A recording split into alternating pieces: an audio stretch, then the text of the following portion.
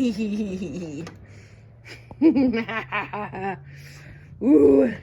Hello everybody, I'm super excited to share with you. I have this super big box over here that I'm about to open, and I'm really super excited.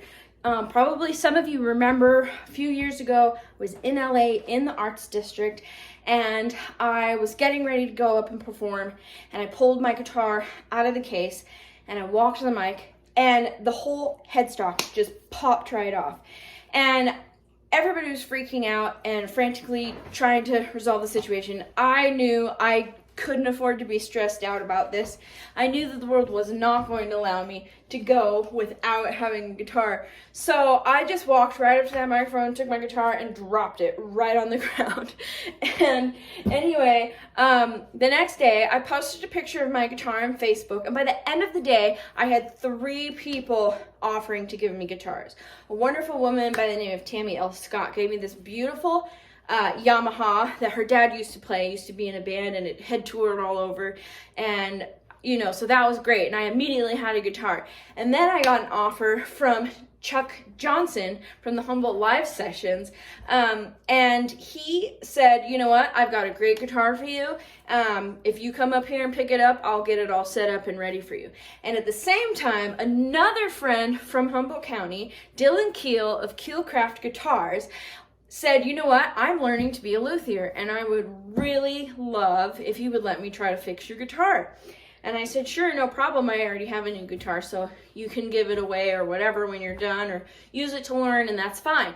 So, long story short, 3 years later, Dylan Keel actually became a luthier, a very wonderful luthier, and he fixed my guitar. And he was like, you know, you've toured with this little baby, you know, to Europe and all over the States, and the Planes, Trains, and Automobiles tour, and there's so many songs written on this. He was like, I have to give it back to you.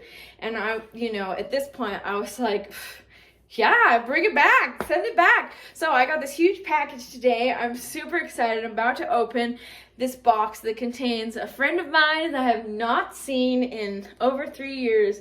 And so here we are. So let's see if some of you remember her. It's so big. It's so amazing when people just decide they're gonna do something and then do it. And so, because I'm so impressed, thank you, honey.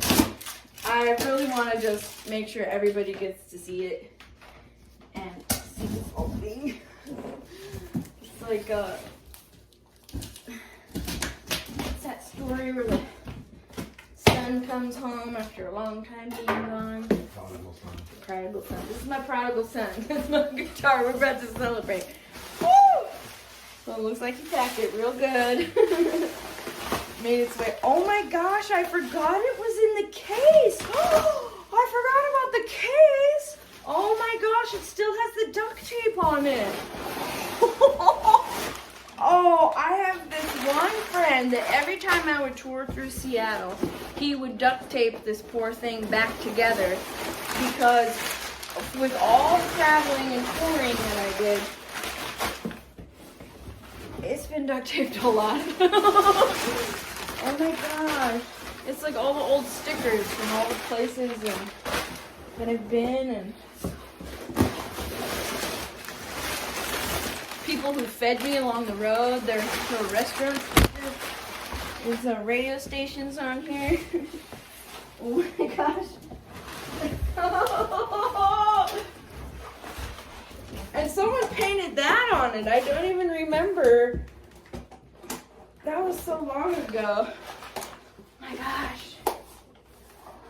It's so heavy. How did I not kill myself on the road carrying this thing? Oh my gosh. Oh, okay. All right, I'm gonna take the camera and show you because it's really exciting. How do I turn it around? I don't know if I can. Okay. There she is. There's my little babe. There's my little Epiphone. And the, oh my god, see it's still Yeah, there's still stuff in there's still guitar strings in the pocket. Oh, this is hilarious. Look at that. Help us get to the next town. And there's a and there's a pen in there. And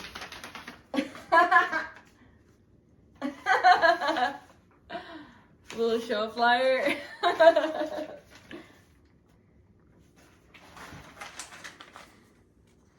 Still in the case. So cool.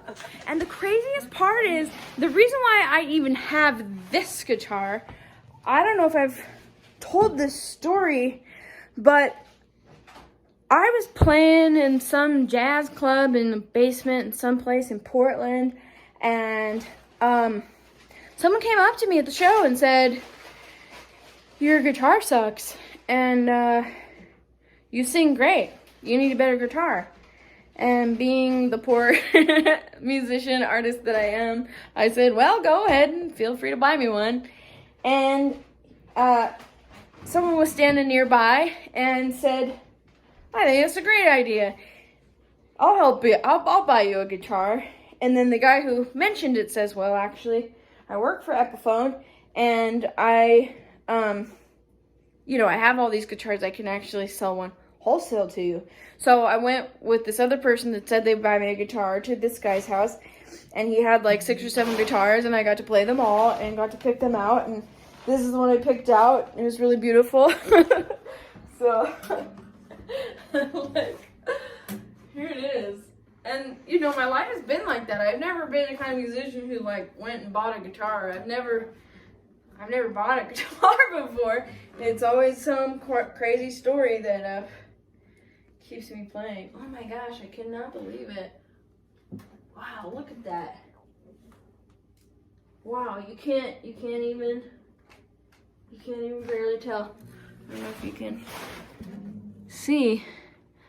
I don't think you can see. Yeah, I don't think you can barely see. There's a tiny little discoloration, like, yeah, you can't even see it. Where this whole thing popped off.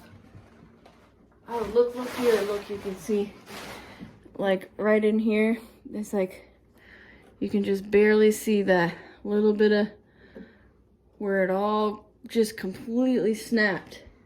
That's so wild. And I traveled to so many places with it, in heat and cold and snow and rain, and there's been venues I've been snowed into, and then the next town it's like 100 degrees, and shoot, I totally just remembered too that this guitar, this is the one I wrote the love song for, Run. I was like, my guitar deserves a love song.